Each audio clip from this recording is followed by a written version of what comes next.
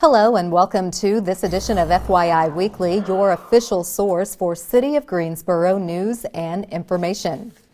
Funding is still available to assist with rent and utilities as well as mortgage payments for households impacted by COVID-19. Those behind in rent or at least one mortgage payment for at least 1 month since April 1st qualify for assistance under the Federal Coronavirus Aid, Relief, and Economic Security or CARES Act. To qualify for rent or mortgage assistance, payments must have been current through February 29th. The property must be located within the Greensboro city limits, and applicants must be at least 18 years old with a household income of less than 80% of the area median income for 2020. Rental assistance is up to $1,500 payable to the landlord and up to $400 for utilities. The rent and utility program is administered by Greensboro Housing Coalition. Mortgage assistance is up to $1,500 payable to the mortgage company, and this must be the primary residence. This mortgage program is administered by Housing Consultants Group. Contact each agency for more information about how to apply and what documentation is required. The fall foliage is starting to take on the vibrant colors of orange, yellow, and red, but before long, the leaves will be falling on the ground.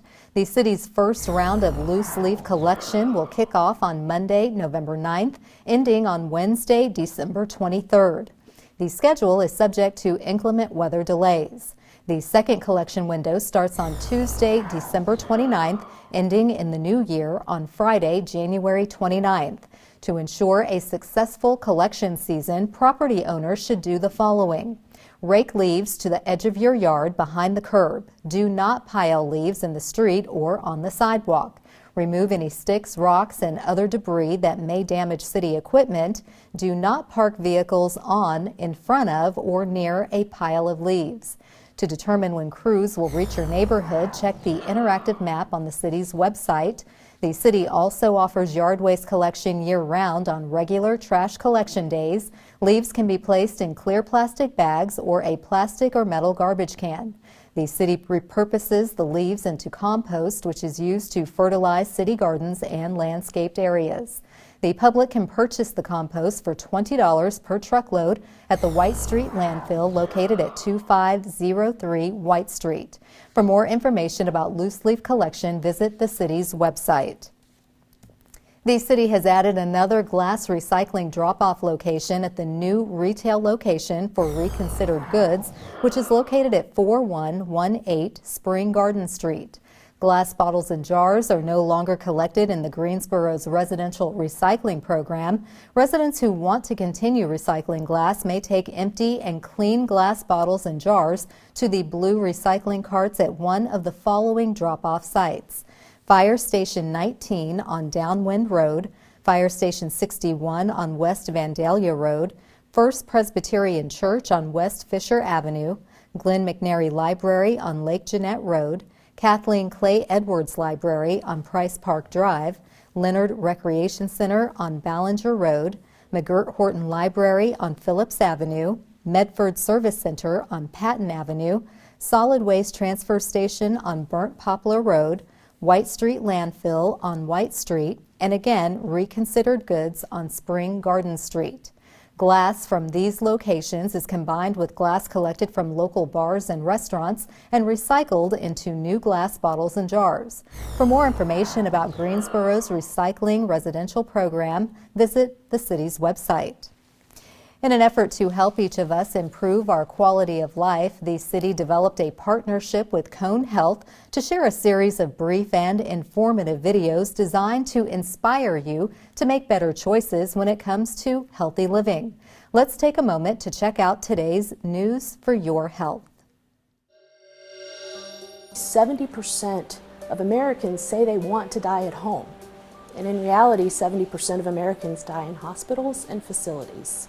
Hi, I'm Dr. Elizabeth Golding, Medical Director for the Palliative Medicine team at Cone Health, a member of Cone Health Medical Group. I would like to talk to you today about one of the most important conversations you can have with your loved ones, a conversation about end of life and advanced care planning. There's nothing more heartbreaking for me as a physician to sit down with a family who is in the midst of crisis. They have a loved one who may be nearing end of life, an unexpected heart attack, stroke, or other serious illness, and they have to make decisions about their loved one's care, and that loved one can't speak for themselves. By completing these documents, by having the conversation early, you're giving a gift to your family. You're giving them the gift of reassurance that they're acting in a way that you would want them to if your health should deteriorate. It may start at your first visit with your adult doctor. So you may begin by doing something called a living will or a healthcare power of attorney form. This form really is designed to protect you when you're young, should you have a horrible accident, should you have an unexpected serious terminal illness diagnosis, or should you get unexpectedly ill. It will guide your loved ones in making decisions that you would want. As you move forward through your life, there may be points where you need to think about revisiting your advance directive. And when I say an advance directive, I'm talking about the forms that support a conversation that you should have with your loved ones. A living will and a healthcare power of attorney are legal documents, and they do require signatures, witnesses, and a notary.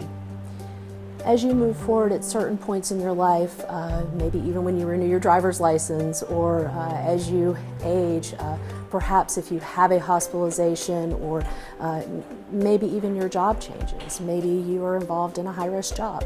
Maybe you're in the military. Certain points in your life, you need to revisit your advance directives. One of the things that I always say a good point to revisit your advance directives is when you enroll in Medicare. And when you enroll in Medicare, you should make sure that you have your documents in place. And that should be a reminder to also have the conversation with your family. At the time of a new diagnosis of a serious illness, these things should require some preparation. One of the things we can talk about is how to start that conversation. The first part of that is thinking in your own mind and doing a little preparation before you talk to your loved ones. Thinking about what matters to you, and try to get a plan in place to talk about those things. It could be at certain points that you think are important. Maybe around the holidays when you have your family together. It may be just at the dinner table. Sometimes I'll say, think about somebody else you know who's been really sick. You can use that as a context for the conversation. If so-and-so isn't doing well, I would or would not want those kinds of things. You can also talk about it within the context of a newly diagnosed health problem. Sometimes family members will be taken back by the conversation. I remember talking to my 100-year-old grandmother who did not want to have that conversation. But it's really important that we talk about these things because we want to make sure we are doing the right thing for our loved ones. Not what we want, but what our loved ones want. That way, they won't have to live their life wondering, did I do the right thing for my mom? Did I do the right thing for my dad? Did I do the right thing for my wife or my husband? They will know, and they will have the confidence that the care that was provided to them at the end of life was the best that it could be. So advanced care planning is the way to ensure that that actually happens. Thank you for joining me. I hope this has been helpful for you and your family. Please don't wait for a crisis to occur. Start the conversation today about your wishes at end of life. For more information, go to conehealth.com/advanced directive. I'm Elizabeth Golding with the Palliative Medicine team at Cone Health. If you've ever parked in the wrong space or didn't put enough coins in the meter, resulting in outstanding parking fines, the city will waive it in exchange for supporting our schools. We'll have that story and more news coming up after the break. Stay with us.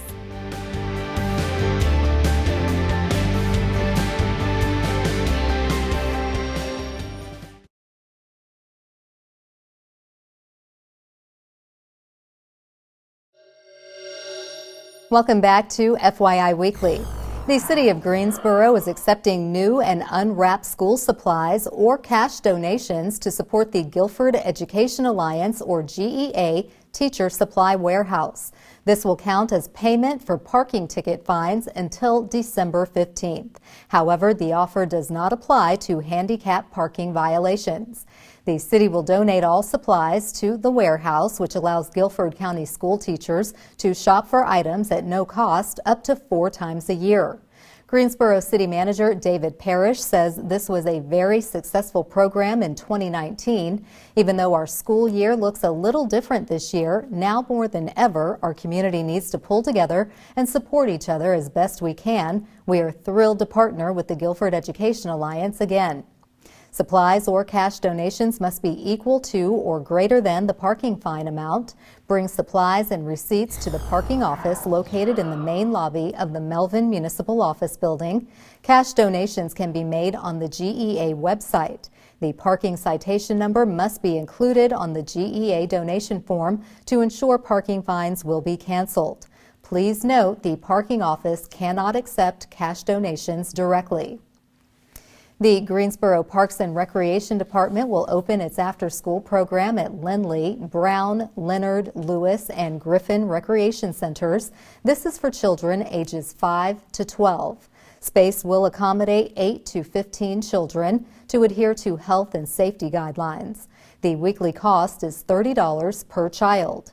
The after-school program will operate when Guilford County schools offer in-person instruction. As a result, opening dates are subject to change. Lindley Recreation Center after school is open. Brown, Leonard, Lewis, and Griffin Recreation Centers are early voting sites, and after school is expected to open at those locations on Monday, November 9th. Staff and participants will be required to wear face coverings. Social distancing and regular hand washing or sanitizing will be practiced. Participants will remain in small groups. Drop-off and pickup will take place outside the building. Regular program hours are from 2 p.m. to 6 p.m. Mondays through Fridays and may be expanded on teacher work days, early release days, and some school holidays. The Guilford County Schools Transportation Department can confirm which bus drops off at the recreation centers. To review the program details and sign up online, visit the city's website. The Greensboro Public Library is still accepting suggestions for titles for the One City, One Book community read happening in the fall of 2021. The deadline for suggestions has been extended to December 31st. Every other year, the library, along with several community partners, leads a citywide reading of a selected book. Dynamic programs, discussions, films, theatrical productions, readings, and other activities are offered to engage the community around the themes of the chosen work. Suggested books should inspire meaningful dialogue about issues that affect a wide audience. The book should also be adaptable as a performing art. Lastly, the ideal book should be suitable for library programming for all ages. In 2019, the community selected Born a Crime by Trevor Noah. This resulted in more than 200 library and book club programs focused on the themes of racism and immigration, drawing an estimated 6,400 participants.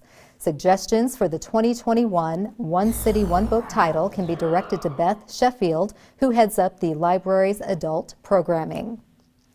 It goes without saying, 2020 has been quite a year. The pandemic has forced the community to step up like never before. Coming up after the break, find out how the Volunteer Center is spotlighting real-life heroes. Stay with us.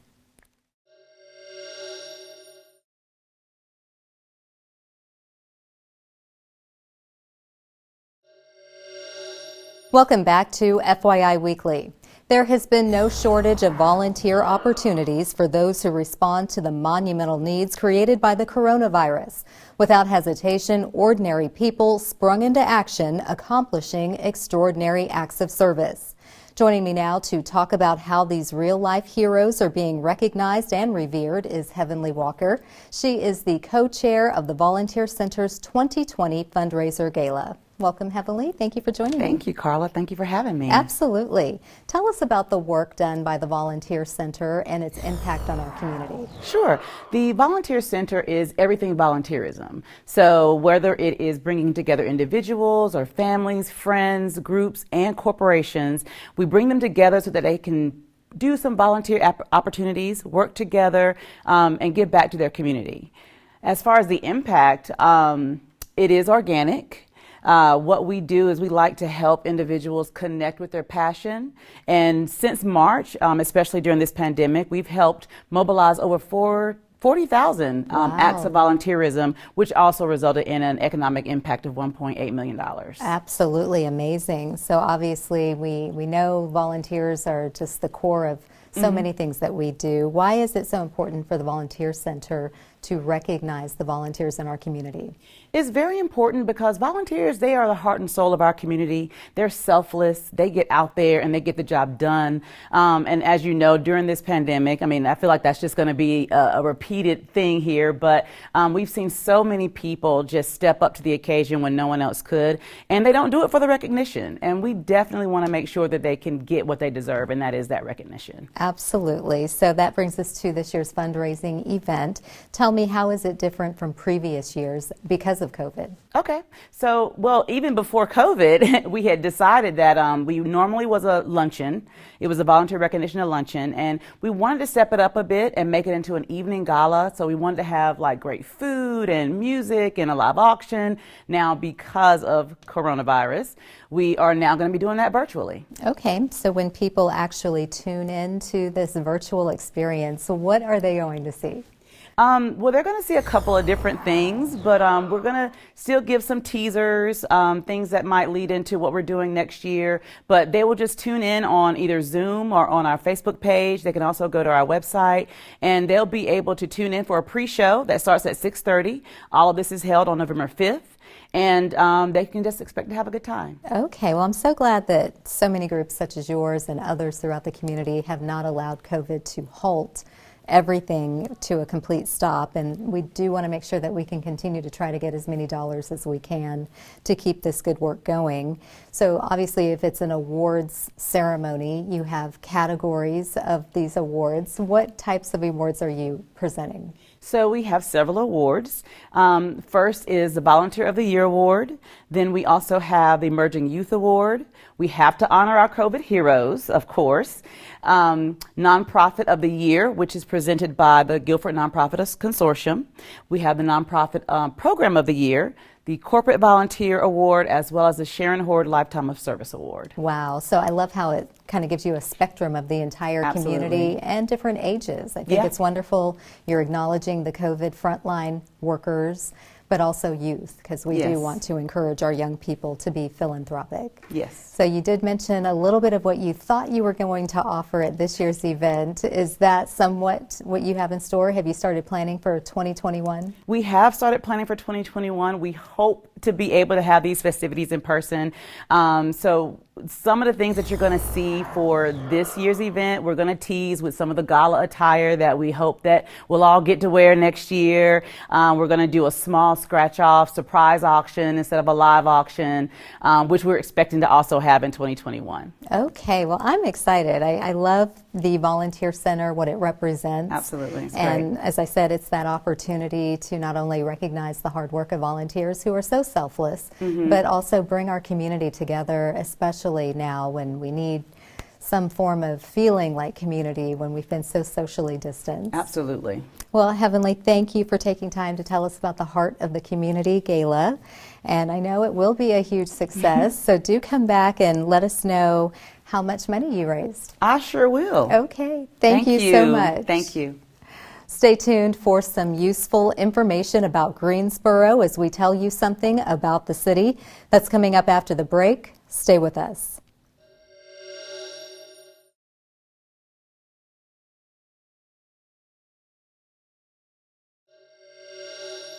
Welcome back to FYI Weekly. One way to stay informed about decisions that impact our city is by attending or tuning in to City Council meetings at 5:30 p.m. on the first and third Tuesday of the month. The fourth Tuesday is reserved for a meeting as needed. Due to COVID-19, the City Council is meeting virtually. The Greensboro City Council meetings are broadcast right here on GTN. The meetings are also streamed live on the city's website and on Roku.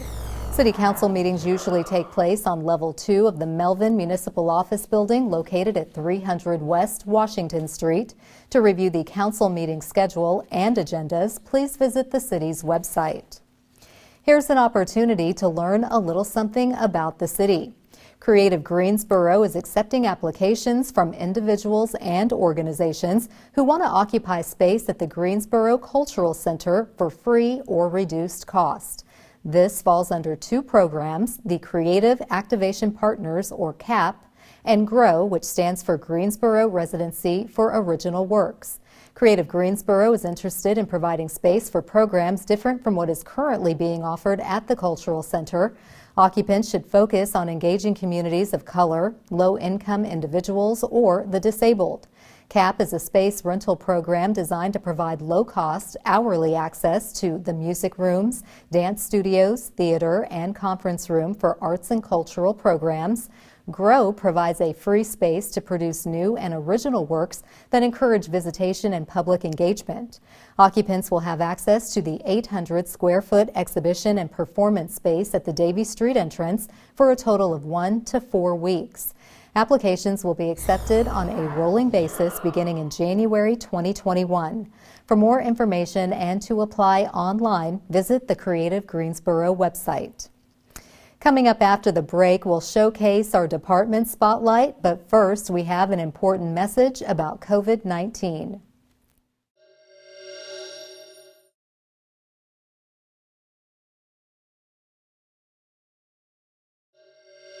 Remember the 3 W's. Wear a cloth face mask covering, wait 6 feet from others, and wash your hands often. By working together, we can adjust to this new normal and continue to save lives.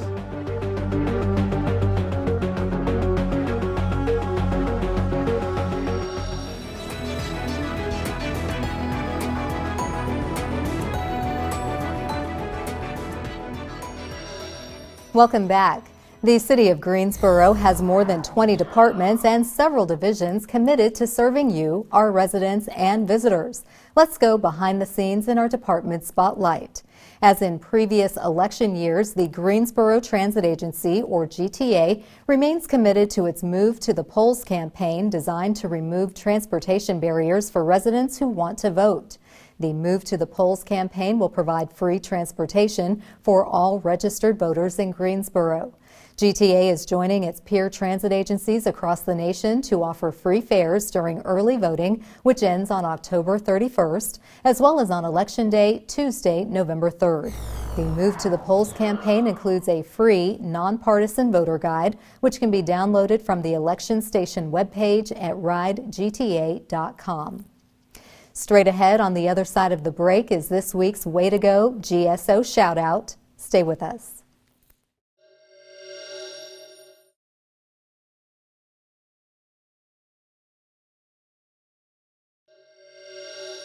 As we draw to a close, we always want to end on a positive note with our Way to Go GSO shout-out.